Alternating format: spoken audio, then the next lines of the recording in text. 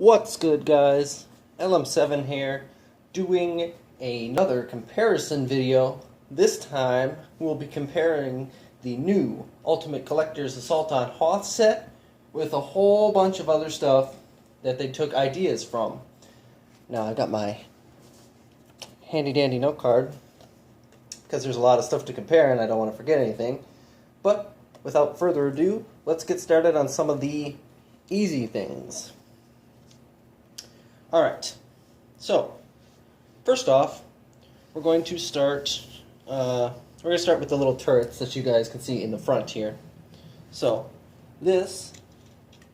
everything on the right side is from the new set, and everything on the left side is from older sets. So, this is the new cannon from Assault on Hoth, and as you can see, it's got the stud shooter, the rapid stud shooter on the front, and the body's kind of meh, in my opinion at least.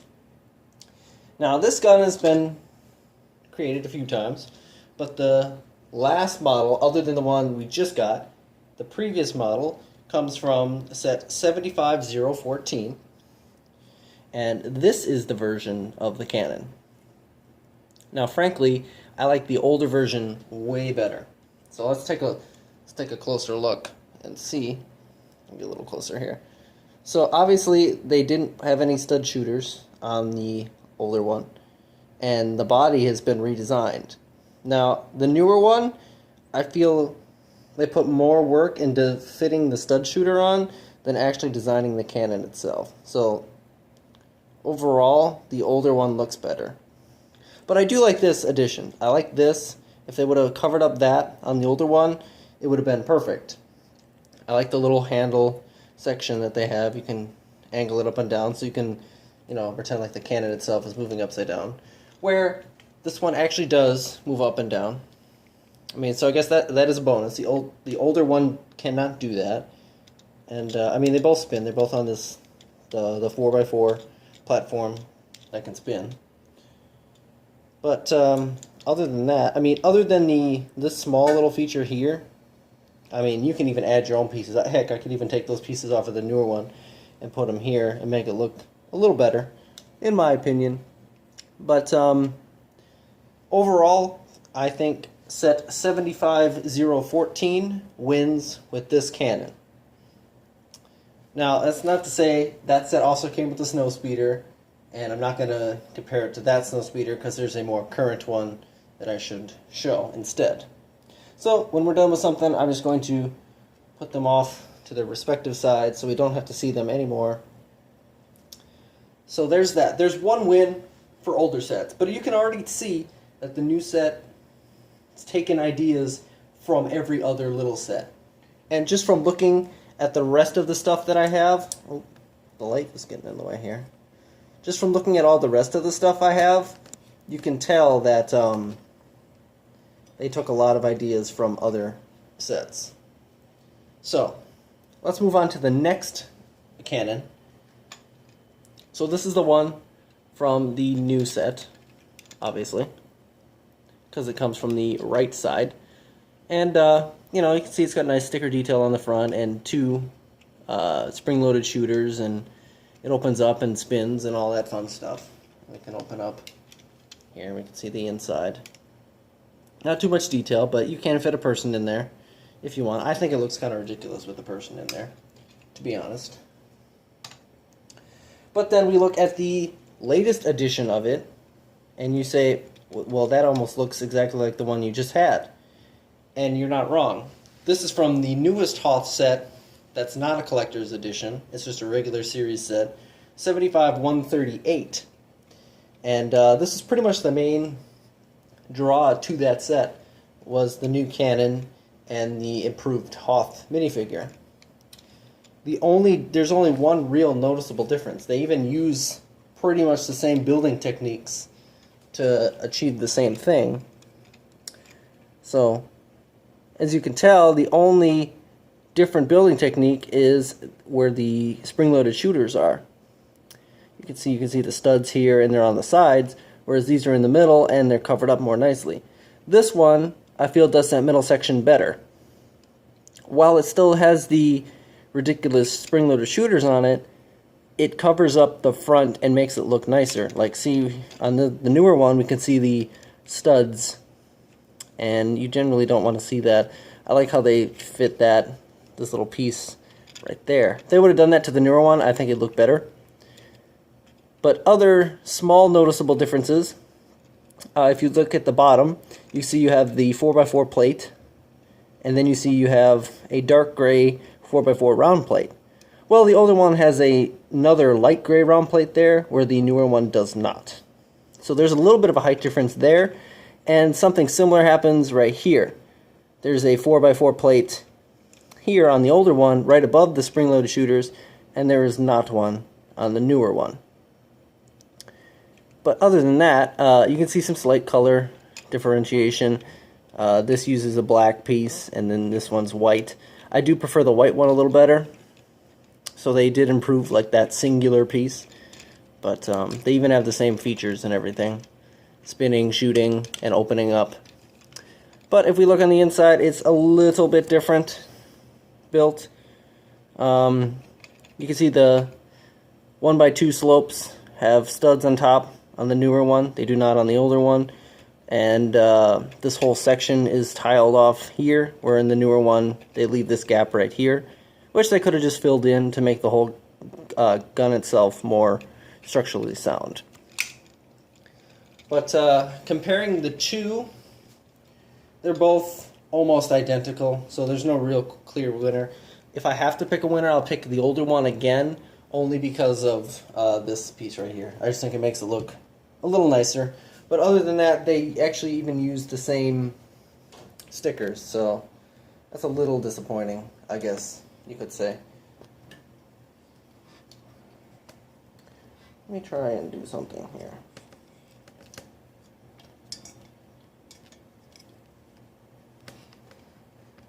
The light's looking a little funny. Zoom back in. Okay. So, that's the two cannons, you can see. So they'll clearly take from mildly older sets, and then they'll take from brand new sets. Oh, before I move on, I wanted to mention the years. So this cannon that came with 75... Oops. This cannon, as I was saying, which came from 75014, was made in 2013, and the newer one, is, of course, is 2016, and then this is actually a 2016 cannon as well. So they're both from 2016, so I don't know. I feel like maybe if they didn't even make 75-138, it would have boosted the new Ultimate Collector set just a little bit, but whatever. What are you going to do?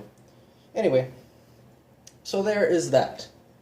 Next we're going to move on to something that people are arguing should not even be in the new Ultimate Collector set, and I pretty much agree with them.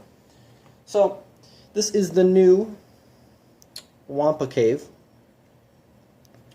If you flick this, of course the lightsaber shoots, and you have the hanging loop feature, and it connects to the base, which is unrealistic in every way possible. But overall, it's not a terrible little Wampa Cave. This is the Wampa Cave that was an actual set that got its own, set number and everything, which was 8089. Now you can see it's clearly bigger, even without me holding the two together. You can see that this one is clearly bigger. The back is obviously big enough to fit a Wampa through, which is more accurate and, better in my opinion. And I mean, it still has the same hanging loop feature, and it still has the same lightsaber missile shooter, I guess, right here. So they both have those two features. This one has this nice little bone detail, and you can place the skeleton over there in the corner. So if we show the two sets together, kind of like this, you can obviously see this one is way bigger, and it has this whole extra section where this one is pretty much just the bare minimum door and the lightsaber thing. So I feel like they either needed to put more work into this one or scrap it completely, because this set is just overall more accurate than the new one anyway. The new one is a little more sturdy, I will add, but then again, you don't want it connecting to the base anyway, because that's stupid and not factual to the movie at all. But the Wampa Cave came out in 2010, so they're willing to go back even farther and take a set 6 years old and redo a little bit, which is not bad. We've seen LEGO redo sets all the time. However, this time they should have just either remade the set and gave it its own number next year, or scrapped it completely because it kind of hinders the set overall. Now there's one thing I wanted to talk about which I didn't want to bring out because it was too big and I didn't feel like doing it. It is set 7879 Hoth Echo Base. Now that set is a giant square base, and that's what a lot of people were thinking the new Assault on Hoth was going to be a better version of, essentially.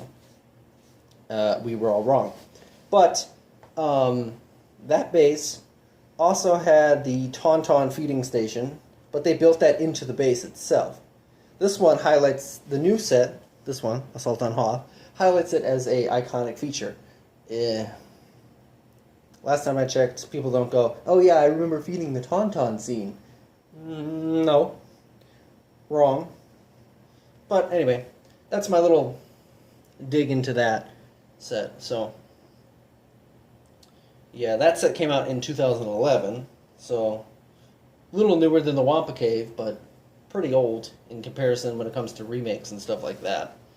Anyway, let's get to one of the main topics of the comparison, which would be the Snowspeeder. So I'm actually going to take the older one first. This is set 75049 and came out in 2014. And you can see it's a really nice Snowspeeder. And it looks oddly familiar because if you look at the 2016 version of the Snowspeeder, they're basically identical except for the color. The older one is gray, the newer one has orange highlights. So together, you can actually have a small, decent fleet. And by this point, I think I have 4 or 5 Snowspeeders already, so I could actually recreate a decent battle, because I also have all the AT-ATs too. But anyway, let's look at some of the close features just to see if there's any real differences. I haven't actually done this prior, but we can see. So we look at that sticker detail and then compare it to the older one. You can see that they are also identical, and they also have identical stickers here, I believe, the SS or the ZZ or whatever it says. Oh no, I'm wrong. They actually redid the stickers for this one. You can see there's a little cut in the sticker there, and the letters are much smaller. I'll show those together. It might be hard to remember what I just showed you.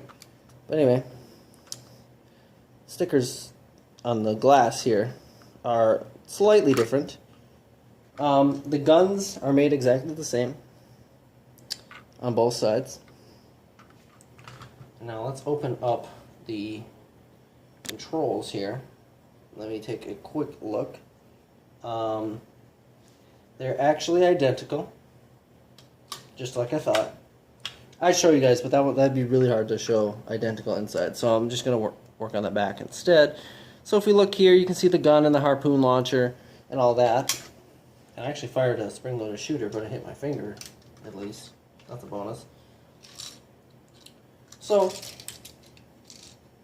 looking at the other one, it is also the same, minus the one singular clip piece right there on the hook. That is the only difference in the entire set, actually, except for the stickers. But you don't really count the stickers as a huge piece difference because they're not pieces at all. But anyway, yeah, that one small little piece on the hook is the only difference. And of course we can look at the underside too to check for any slight differences, but as you can see, there aren't any. So basically what they did is they looked at the 2014 set and they said, hey, this set's pretty good. Let's make it orange and slap it in there. Let's not make any improvements. Let's not change the front, the opening cockpit design to make it look a little better, because they've been using this piece since the first Snowspeeder. Well over, I don't know, almost probably 15 years ago. So they could have done that. They decided not to. Instead, they gave us two pilots with the exact same face, even though they're different people. That's what we got instead. Oh, and the singular piece change on the hook. That's what we got. That was the major change. They decided that wasn't necessary anymore. But overall, the Snowspeeders look nice together. However, it's an exact copy. Just copy-pasted with a different color change. And normally, I'm not really against that, but for an Ultimate Collector set, they should have tried to put as much detail into everything as possible, and that's where they really kind of fell flat. And if you've watched my review on the set, I've mentioned that all the time. So, let's get on to the last part of the sets, that are comparable, actually. Because the ion cannon and the shield generators, they don't have any previous models. Their first models are this year, in this set. So it'll be the door, obviously. And this is where I was pretty excited when I first saw the set. I was like, alright, I own 7666, which is a set that came out in 2007, and it was a really great set. I was really excited to get it, because I thought it looked nice, and it came with the Snowspeeder as well, and it came with a couple snowtroopers, a couple rebels. It was actually a battle. Hoth Rebel Base, I think, is the name of that set. So all the Hoth sets are named very similarly. But if you're looking to get a set, well, you haven't been able to get Hoth Rebel Base for 8 years now, 8 or 9 years actually. And, if you didn't get it, then you have to make your own door. So obviously, I was excited when they bring in a set with an actual door again. People were hoping this would be a full base with a door, but at least I can compare the two doors and the little front section here. So looking at it, the newer one, if I focus back in, the newer one uses black as the door, where the older one used dark gray pieces. And that's just from looking at it head on. You can also see that the rock pieces are a little different. The older set uses these rocks, which is fine because it's a smaller set in general, and I like that rock. I just wish they would have used that color, like that mixed icy blue and white, and slapped it on for these bigger pieces right here on the newer one. I think it would have made it look a little better. Not that I'm complaining that the rock looks too exposed or anything. I know there's rock on Hoth, and if you dig up the snow, you'll see it, but I don't know, I think it's a little too gray for some people's liking. And you can really tell that it's one giant piece, where if it was white, you wouldn't really be able to tell much. Excuse me. Anyway,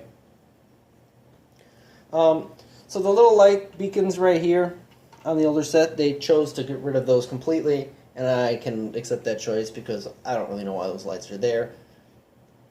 And whatever, they're orange, that's not really cool. But see, whoever designed the older set knew that there was no outpost extension on the older set, so it's not included. That is an unneeded addition. I do like that on the top of this one, it's big enough so you can put cannons up here if I really wanted to.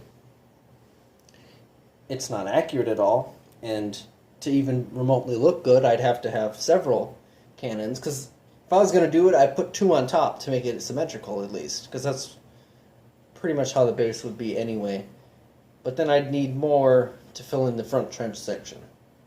Anyway, aside from appearance, they both have the same function, like the door itself opens. So what I will do is I will move this one back a little bit so when the door opens it doesn't hit this one, and I'll move this one a little bit like this so we can see it just a little bit better. Now there's differences in the the door mechanisms. The newer one, of course, uses some more advanced techniques to make the door. And I will actually show closer door specifications in a second. But if you spin the lever, I don't know what I'm stuck on. What am I stuck on? Here we go. If you spin the lever or push it, the door will open. Now you can see that the entire section is opened up. That's what I like. You can almost fit a snow speeder through that tiny little section. The other one, the newer one, which is a singular gear which opens both sides, which is very nice. I like that they made it more convenient. But even this one, it's really hard to get a snow speeder through the door. And that shouldn't be at all. Because that's another one of their highlighted features, is you can fit a snow speeder through the door. And a small kid playing with it, it's probably going to break pieces off the snow speeder or the door, because it's like half a stud wide difference of how the snow speeder fits through. And you have to do it specific too, or it just won't fit at all.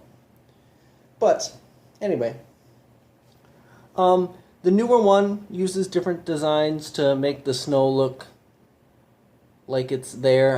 It's a little flatter. I wish they would have taken, used a couple more slope pieces. Like on the older one, it's got the little ridges and stuff. Looks like snow is accumulated in different spots. They don't really do that too much. They use 3 pieces here to do it. And, whatever. So now, I will show you the door and their mechanisms. You may notice I actually have the minifigures still on here. That's just so I don't lose them, actually. So you can see the door doesn't really come together, but it does make a decent shut for when it was made, because they're using full bricks. And if we look at the back, something I will praise this set for a lot is, look, you can't even see the mechanism. You can see the 2 little gears, and that's understandable because you need the gears to open the thing. But you can't see any of the other parts that help the door move. Basically because there really isn't any. Oh, and a side note, here's the control room. They haven't really made that any better in the new one, as it's still a small little section about the same size. And here's the crane section, which is also in the new one. So they basically took this entire set and said, we can make this an Ultimate Collector set, kind of, not really. Anyway. So, if you've watched my review on any of these sets, including the new one, we will look at the door section again. Let me just shut it up real quick. So, if we look at the door section, it closes completely, and I do like that. That's much better than the older one. And they use tiles and stuff and flat plates to make the door look nice. Only on the front side. The back side does not look as good. And you can see all the mechanisms. Like, I don't know why they just didn't fill in the back sections. 100 more pieces would not have bumped the price up and would have made this not look so terribly hideous. But there and there. Overall, the new base is built better. It's much sturdier and the door works better even. But the old one has some nice design techniques that they should have copied again. But overall, that is the comparison of everything compared to the newest Ultimate Collector's Assault on Hoth. If you don't have all of these older sets, then by all means, get the newest one. It's not a terrible set in general. All I think is it shouldn't be an Ultimate Collector set. There's certainly flaws, but it's not as bad as everyone else is making it seem. It's just not perfect, like Lego usually does. And that's the downside. But if you have all the sets I've just compared it to and everything, then you really don't need the Assault on Hoth set. Except if you want the ion cannon or the shield generators, then you can pick it up if that's your only reasoning. But if you don't want to do it, but you think maybe you have the parts to build it, I will eventually get a building tutorial for the entire Assault on Hoth set uploaded eventually, I hope. You know, kind of busy, so that one, it's a huge set, so it'll take a little bit of time to do.